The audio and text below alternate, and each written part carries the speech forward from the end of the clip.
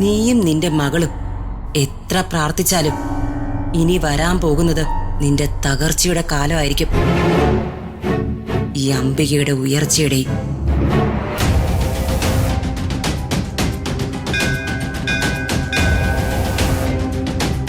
അച്ഛാ, കുറച്ച് വഴിപാടുകൾ ചെയ്യാനുണ്ടായിരുന്നു. നിങ്ങൾ തൊഴുതോളൂ, ഞാൻ വഴിപാടുകൾക്കുള്ള രസീത് എടുത്തിട്ട് വരാം.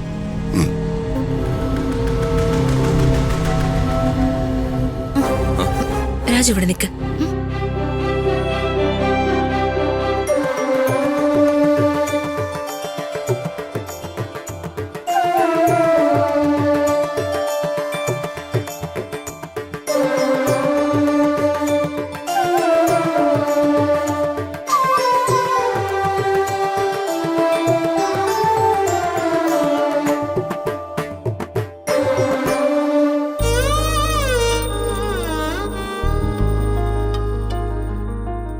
ഇക്കഴിഞ്ഞ പിറന്നാൾ വർഷം അല്പ ക്ലേശങ്ങൾ മുന്നിലുണ്ടാവുമെന്ന് ഞാൻ പറഞ്ഞിട്ടുണ്ടായിരുന്നല്ലോ.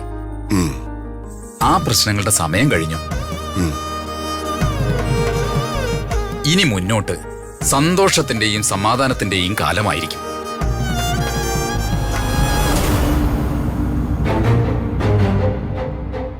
ധർമ്മയുദ്ധത്തിന് ഇയാളെയാണോ ഒപ്പം കൂട്ടിയിരിക്കുന്നത്, അല്ലേ വർമ്മ സാറേ?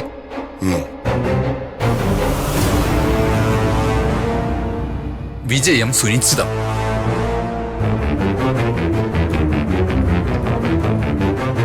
അർജുനനെയും ശ്രീകൃഷ്ണനെയും പോലെ, ശ്രീരാമനെയും ആഞ്ജനേയ സ്വാമിയെയും പോലെ നിങ്ങൾ ഒരുമിച്ച് നിന്നാ വിജയം ഉണ്ടാവും.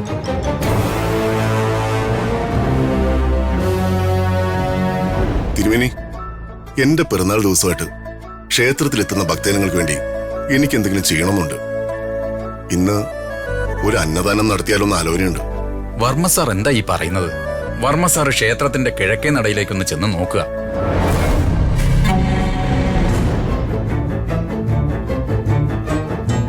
വർമ്മ സാറിന്റെ പേരില് 1000 പേർക്കുള്ള അന്നദാനത്തിന്റെ ഒരുക്കങ്ങളാ അവിടെ നടക്കുന്നത്.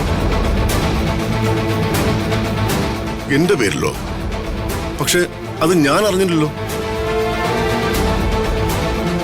ചേച്ചി, എന്താ ചേച്ചി ഇത്? എന്നോടൊരു വാക്ക് പറയാറുന്നില്ലേ? അംബിക മേഡം അല്ല, മറ്റൊരു സ്ത്രീയാ അത്.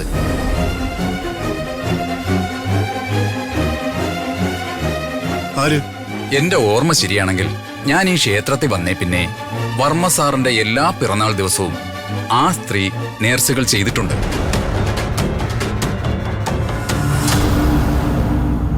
പക്ഷെ ഇത് ആദ്യമായിട്ടാണ് വർമ്മ സാറിന്റെ പേരില് ഒരു അന്നദാനം നടത്തുന്നത്.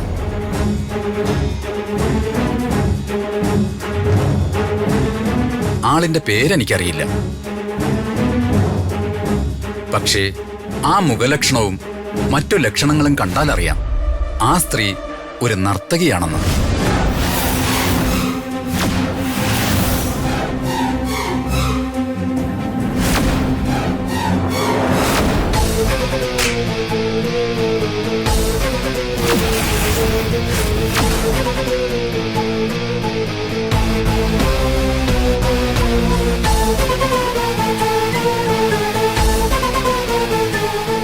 വർമ്മ സാർ, എന്തുപറ്റി? ഏയ്, ഒന്നുമില്ല. അന്നദാനം നടത്തുന്നത് വർമ്മ സാർ എപ്പോഴെങ്കിലും എന്തെങ്കിലും കാര്യത്തിൽ സഹായിച്ച ആരെങ്കിലും ആയിരിക്കും. ചേച്ചി, എനിക്ക് അല്പനേരം തനിച്ചിരിക്കണം. ഞാൻ ആൽമരത്തിൽ ചോട്ടിട്ടുണ്ടാവും. നിങ്ങൾ തൊഴുതിട്ട് വാ. ശരി പ്രതാപ.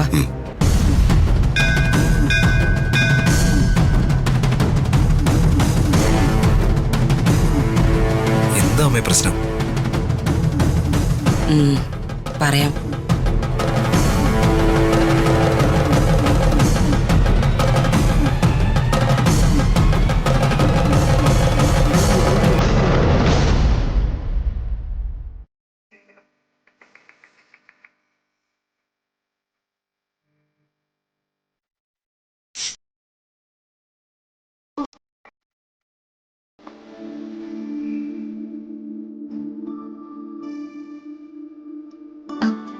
കലവിളക്ക് തെളിയിക്കാൻ ഞാൻ സഹായിച്ചാലും അമ്മയുടെ പ്രാർത്ഥനയ്ക്ക് ഫലം ഉണ്ടാവുമെന്ന് തോന്നുന്നുണ്ടെങ്കിൽ എനിക്കമ്മയെ സഹായിക്കായിരുന്നു. മോളേതാ? ഒരു സഹായം ചെയ്യാൻ പേരും നാളും ഒക്കെ വേണോ അമ്മേ? വേണ്ട. എന്റെ ബുദ്ധിമുട്ട് കണ്ട് എന്റെ പ്രാർത്ഥന കേട്ട് ദേവി തന്നെ മുന്നിൽ വന്ന് നിൽക്കുകയാണെന്ന് കരുതിക്കോളാം ഞാൻ.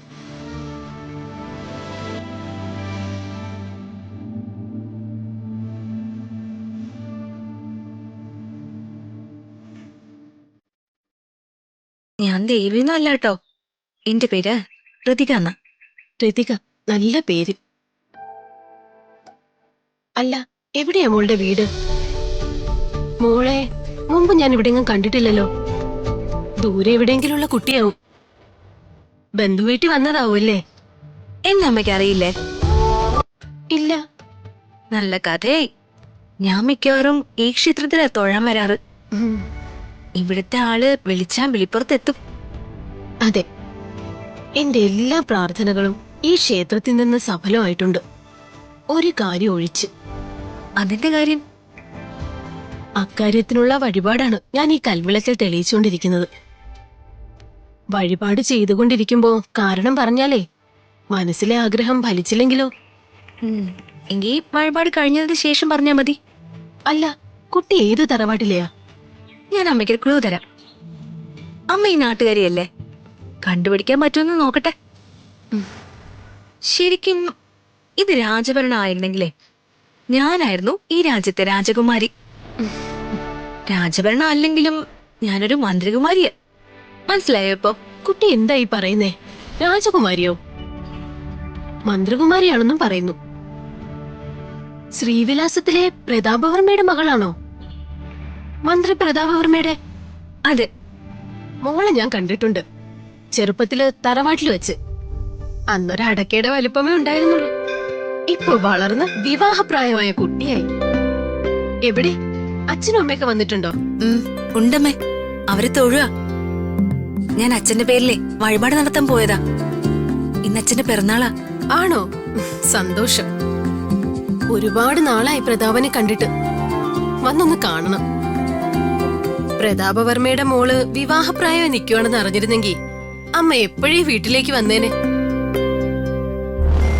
നിനക്ക് ഓർമ്മയില്ലേ എന്റെ മകൻ ഉണ്ണിയെ? ഓർമ്മയുണ്ടാവില്ല, നീയെന്ന് തീരെ കുഞ്ഞായിരുന്നില്ലേ. അവന് ഒരു നല്ല പെൺകുട്ടിയെ കിട്ടാനാ അമ്മയെ പ്രാർത്ഥിക്കുന്നതും വഴിപാട് നടത്തുന്നതും ഒക്കെ. എന്റെ പ്രാർത്ഥന ദൈവം കേട്ടു. ഈശ്വര, ഇത് പുലിവാലായല്ലോ. എന്താ മോളെ? അല്ല, അച്ഛനെന്നെ തിരയുന്നുണ്ടാവും. ഞാൻ അങ്ങോട്ട് പോട്ടെ അമ്മേ. ശരി, പോയിക്കോളൂ. ഞാൻ അച്ഛനെ വന്ന് കണ്ടോളാം.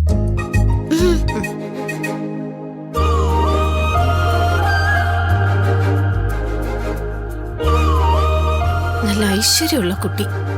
ഈ കുട്ടിയെങ്കിലും എന്റെ ഉണ്ണിക്ക് ഇഷ്ടമാവണേ ഈശ്വര.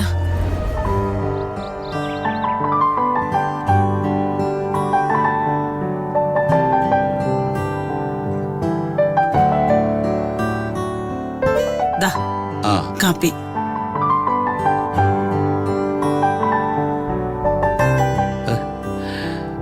മധുരമില്ലല്ലോ.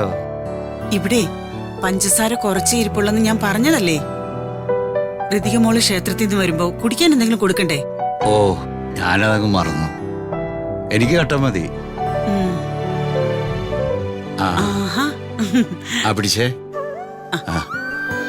ഋതിക മാഡം അച്ഛൻ്റെ ഒപ്പം ക്ഷേത്രത്തിൽ പോയി തൊഴുതപ്പോ സന്തോഷായോ? രാജു, അത് രാധമ്മയ്ക്ക് കൊടുക്ക്. എന്താ ഇത്? കിച്ചണിൽ കുറച്ച് സാധനങ്ങൾ തീർന്നത് ഞാൻ ശ്രദ്ധിച്ചായിരുന്നു. അത് വാങ്ങിയതാ.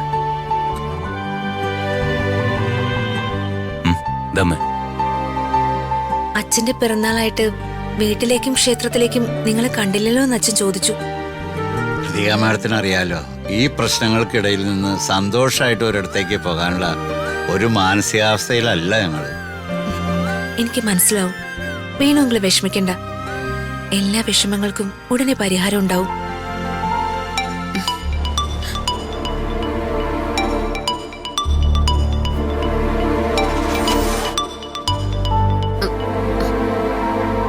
ഹലോ, അത് ഞാൻ മനഃപൂർവ്വം കോൾ എടുക്കാതിരുന്നതല്ല. അത് ഫോണിന്റെ ഡിസ്പ്ലേ കംപ്ലൈന്റ് ആയിരുന്നു. അടയ്ക്കാം, ഇന്ന് തന്നെ അടയ്ക്കാം. ആ ശരി. എന്താ പ്രിയേ, ആരാ വിളിച്ചത്? നിന്റെ ഫോണിന് കുഴപ്പമൊന്നുമില്ലായിരുന്നല്ലോ. അമ്മ, അത് EMI കാരനാ. ഈ മാസത്തെ EMI മുടങ്ങിയായിരുന്നു. അയാളുടെ നമ്പറിൽ നിന്ന് വിളിച്ചിട്ട് ഞാൻ എടുത്തില്ല. അതാ അയാള് പുതിയ നമ്പറിൽ നിന്ന് വിളിച്ചത്. ഇന്ന് തന്നെ അടയ്ക്കണോന്ന്. നിനക്ക് കുറച്ച് ദിവസം കൂടെ അവധി പറയായിരുന്നില്ലേ? നീ എന്ത് കണ്ടുവച്ചിട്ടാ ഇന്ന് തന്നെ അടയ്ക്കാന്ന് പറഞ്ഞത്? ദേ, എന്റെ ജീരകപാത്രത്തിൽ 5 പൈസ ഇല്ല കേട്ടോ.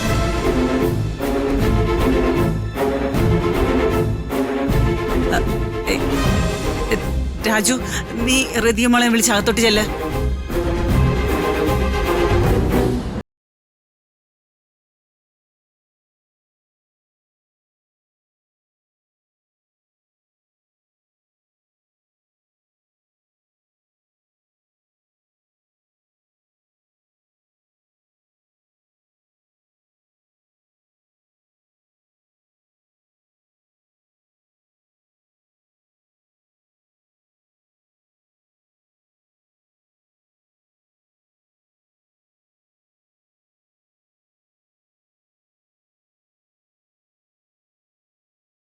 ചെറിയച്ഛനെ വിളിച്ച് കുറച്ച് ക്യാഷ് കൊടുത്തേക്കാൻ പറയാം. ഏയ്, ആ ഫോൺ ഇങ്ങനെ മാഡം. എന്താ രാജു? ഋതിക മേഡം എന്താ ഈ കാണിക്കുന്നത്? അവർക്കൊക്കെ 100 കൂട്ടം തിരക്കുള്ളതാ. അതിന്റെ ഇടയ്ക്കാ EMI കാരോടും ഇലക്ട്രിസിറ്റി ബോർഡിലൊക്കെ ഞാൻ പറഞ്ഞോളാം. അവരെനിക്ക് അവധി തരും. എന്തിനാ അവരോടൊക്കെ അവധി പറയുന്നത്? ഇതൊക്കെ ചെറിയ എമൗണ്ട് അല്ലേ? ഞാൻ ചോദിച്ച ചെറിയച്ഛൻ കൊടുത്തയക്കും. ഇതൊന്നും ചെറിയച്ഛന് ബുദ്ധിമുട്ടാവില്ല രാജു. വേണ്ട മാഡം. പ്രിയ മാഡം, നമുക്ക് രാജു പറഞ്ഞ പോലെ ചെയ്യാം. അതല്ലേ നല്ലത്. വേണമെങ്കിലും കൂടെ രാജുവിന്റെ സൈഡിൽ നിൽക്കല്ലേ പ്ലീസ്. അപ്പൊ ഞാൻ പറയുന്ന വാക്കിന് നിങ്ങൾ ആരും ഒരു വിലയും തരില്ല അല്ലേ? മോള് പറഞ്ഞ എന്ത് കാര്യമാണെങ്കിലും ഞങ്ങൾ കേൾക്കാതിരുന്നിട്ടുണ്ടോ? പക്ഷേ ഇതങ്ങനെയല്ല. നമുക്ക് രാജു പറയുന്ന കേൾക്കാം. ശേഖരൻ സാറിനെ ഒന്ന് വിളിച്ച് ബുദ്ധിമുട്ടിക്കണ്ട. അതെ, ഇവിടെ ആരും ഇല്ലേ? ആരാ? എന്താ രാവിലെ എല്ലാരും കൂടി? ആ, ഋതിക മാഡം, എന്നെ മനസ്സിലായോ? ഞാൻ സുശീലൻ, ജയന്റെ ഫ്രണ്ടാ. ജയനെപ്പോഴും ഋതിക മാഡത്തിന്റെ കാര്യം പറയാറുണ്ട്. എന്താ സുശീല രാവിലെ ഈ വഴിക്ക്? ആ, അത് പിന്നെ ഞാൻ ജയൻ പറഞ്ഞിട്ട് വന്നതാ. ഒരു കാര്യം ഉണ്ടായിരുന്നു. ദൈവമേ, അളിയന് ഇനി വല്ല ക്യാഷിനും അത്യാവശ്യം ഉണ്ടെന്ന് പറയാനാണോ സുശീലിനെ പറഞ്ഞു വിട്ടതാ? നിന്നെ ഇങ്ങോട്ട് ആവശ്യങ്ങൾക്കൊക്കെ പറഞ്ഞുവിടാൻ മാത്രം തിരക്കായോ സുശീല ജയന്? ആ, അതെന്തെങ്കിലും ആവട്ടെ. ജയന് കാശിനാവശ്യമാണെന്ന് പറയാൻ അവൻ പറഞ്ഞത് കേട്ട് നീ ഇവിടം വരെ വന്നതെങ്കിൽ നിനക്ക് തിരിച്ചുവോ? ഇവിടെ ഞങ്ങൾക്ക് ചില്ലിക്കാശില്ലെന്ന് അവനോട് നീ ചെന്ന് പറഞ്ഞേക്ക്. അയ്യോ, കാശ് വാങ്ങാനല്ല, തരാനാ ഞാൻ വന്നേ. തരാനോ? ഏയ്, അങ്ങനെ വരാൻ വഴിയില്ല. ഞാനും ജയനും കൂടെ തുടങ്ങിയ പുതിയ ബിസിനസ്സിന് ചെറിയ രീതിയില് ലാഭമൊക്കെ വന്നു തുടങ്ങി. അതിൽ നിന്ന് നീക്കിവെച്ച ചെറിയൊരു തുക, ആ തുക ഇവിടെ വീട്ടിൽ കൊണ്ടുവന്ന് അച്ഛന്റെ കൈ കൊടുക്കണമെന്ന് അവൻ പറഞ്ഞു. ദാ അച്ഛാ.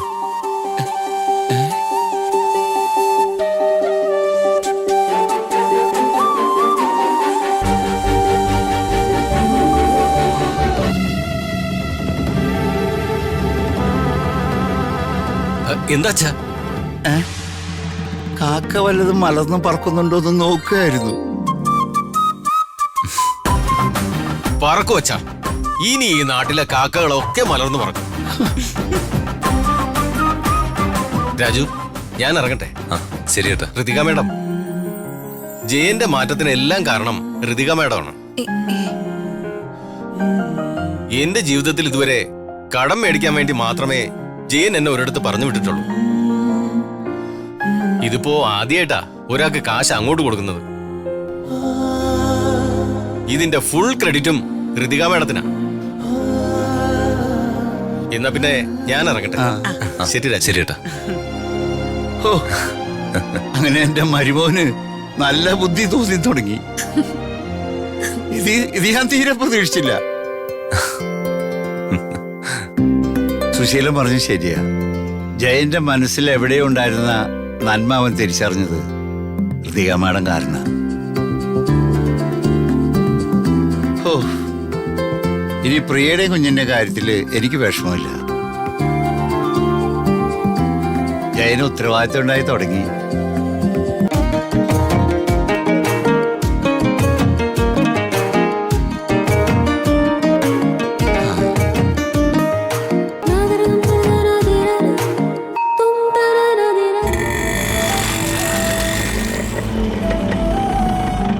ശരിയാ പോ. ആരിത് രാജുവോ? എന്താ ഈ വഴിയൊക്കെ? അത് ചേട്ടാ. എന്താ രാജു? വർമ്മ സാറിന് ഇലക്ഷൻ വർക്കിന് കാശിന്റെ കുറവല്ലോ ഉണ്ടോ? ഉണ്ടെങ്കി നീ പറഞ്ഞോ. എത്രയാണെന്ന് വെച്ചാ ഈ സണ്ണി തരും. പലിശയൊക്കെ ബാക്കിയുള്ള പലിശക്കാര് തരുന്നതിലും താഴെയായിരിക്കും. ന്യായമായിട്ട് ചെറിയൊരു കമ്മീഷൻ രാജുവിനും കിട്ടേണ്ടതാ. പക്ഷേ രാജു അത് മേടിക്കില്ല. സത്യസന്ധനാണെന്ന് എനിക്കറിയാം. പറയ്, എത്രയാ വേണ്ടേ? ചേട്ടാ, ക്യാഷ് വർമ്മ സാറിന് വേണ്ടിയല്ല, പിന്നെ എനിക്ക് വേണ്ടിയാ. രാജുവിനോ? ആ അതേട്ടാ, ഇത്തിരി അർജന്റാ. പലിശ ഞാൻ കൃത്യമായിട്ട് തരാം. ഞാനൊന്ന് ആലോചിക്കട്ടെ. അയ്യോ, അങ്ങനെയൊന്നും പറയരുത് ഏട്ടാ. അത്രയ്ക്ക് അത്യാവശ്യം ആയതുകൊണ്ടാ. ചേട്ടൻ എന്നെ കൈവിടരുത് പ്ലീസ് ഏട്ടാ. എന്തെങ്കിലും ഈടായി തരാനുണ്ടോ? വീടിന്റെയോ സ്ഥലത്തിന്റെയോ ആധാരമോ വണ്ടിയുടെ ബുക്കും പേപ്പറോ അങ്ങനെ എന്തെങ്കിലും? ആ, ഈ ബൈക്കിന്റെ പേപ്പർ ഉണ്ട് ഏട്ടാ. എന്താ രാജു ഈ പറയുന്നത്? ഈ തുക്കട ബൈക്ക് തൂക്കി വിറ്റ ആക്രിക്കാര് പോലും ഒന്നും തരില്ല. ഈട എന്തെങ്കിലും തരാനുണ്ടെങ്കിൽ ക്യാഷ് ഞാൻ തരാം. ചേട്ടാ, രാജു പോയി അതിനെന്തെങ്കിലും വഴിയുണ്ടോ എന്ന് നോക്ക്. ചേട്ടാ, അത്രയ്ക്ക് അത്യാവശ്യം ആയതുകൊണ്ടാ. ചേട്ടനൊന്നും മനസ്സിലാക്ക്. രാജു, നിന്റെ ബുദ്ധിമുട്ടൊക്കെ എനിക്ക് മനസ്സിലാവും. നീ കൃത്യമായി പലിശ അടയ്ക്കും എന്നും എനിക്കറിയാം. സത്യം പറയാലോ, മുതൽ നിന്റെ കയ്യിൽ നിന്ന് ഊരാൻ പറ്റുമെന്ന് എനിക്കൊരു പ്രതീക്ഷയും ഇല്ല. രാജു, നിന്റെ അച്ഛനും ഞാനും ഒക്കെ ഒരേ ലെവലിൽ നിന്ന് ജീവിതം തുടങ്ങിയവരാ. കുറച്ചൊക്കെ വളഞ്ഞ വഴിയിലൂടെ എന്തെങ്കിലും ഉണ്ടാക്കാൻ പറ്റുമെന്ന് ഞാൻ പറയുമ്പോ നിന്റെ അച്ഛൻ എന്നെ ഉപദേശിക്കുമായിരുന്നു. നിന്റെ അച്ഛനെ പോലെ നീയും ഒരുപാട് സത്യസന്ധനാ. ഇന്നത്തെ കാലത്ത് ഈ സത്യസന്ധന്മാർക്ക് ഒരു മേൽഗതിയും ഉണ്ടാവില്ല. വർമ്മ സാറിനെ പോലെ ഒരാളെ കൈ കിട്ടിയിട്ട് 10 കാശുണ്ടാക്കാൻ സാധിക്കാത്തത് ബുദ്ധിമോശം തന്നെ രാജു. ശരി രാജു, എനിക്ക് പോയിട്ട് അല്പം തിരക്കുണ്ട്.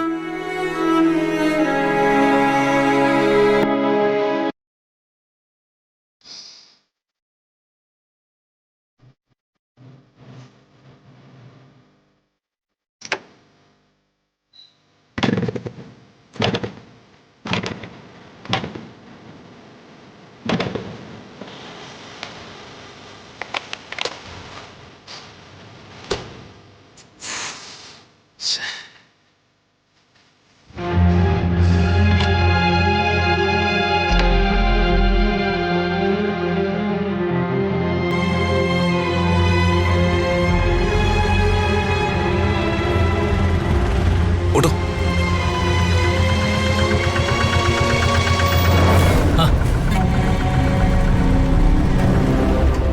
ഹരീഷ്, നീ? രാജുവേട്ടൻ എന്താ ഇവിടെ? ബൈക്കിന്റെ പെട്രോൾ തീർന്നു.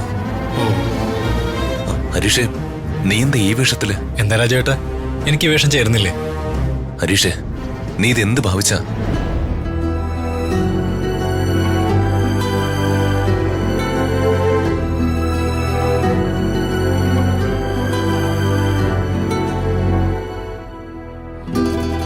രാജേട്ടാ, തൽക്കാലം എന്റെ സർട്ടിഫിക്കറ്റുകളൊക്കെ കിട്ടുന്നത് വരെ ശ്രീയുടെ കാര്യം നോക്കാൻ ഈ ഓട്ടോ ഓടിച്ച് കിട്ടുന്ന വരുമാനം എനിക്ക് ധാരാളം. വണ്ടിയിൽ പെട്രോൾ തീർന്നല്ലേ. രാജേട്ടൻ കേറ്, നമുക്ക് പോയി പെട്രോൾ വാങ്ങിച്ചിട്ട് വരാം. അല്ല ആ വാ രാജേട്ടാ.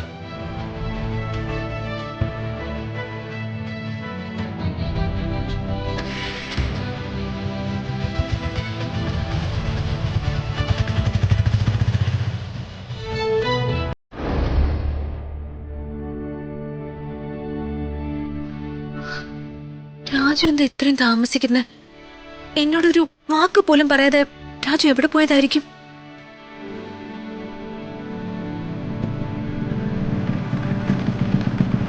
രാജു, നീ കോൾ ചെയ്തിട്ട് എന്താ രാജു ആൻസർ ചെയ്യാതിരുന്നെ? ഋതിക മേഡം എന്നെ വിളിച്ചായിരുന്നോ? പിന്നെ ഞാൻ എത്ര തവണ വിളിച്ചു. അയ്യോ സോറി മാഡം, എന്റെ ഫോൺ സൈലന്റ് ആയിരുന്നു. സൈലന്റിലായതാണോ അതോ എന്റെ കോള് കണ്ട് സൈലന്റ് ആക്കിയതാണോ? മാഡം എന്താ ഈ പറയുന്നത്? ഞാൻ എന്തിനാ ഫോൺ മനഃപൂർവ്വം സൈലന്റിലാക്കുന്നത്? എനിക്ക് പറഞ്ഞ രാജു, രാജു എവിടെ പോയതാ?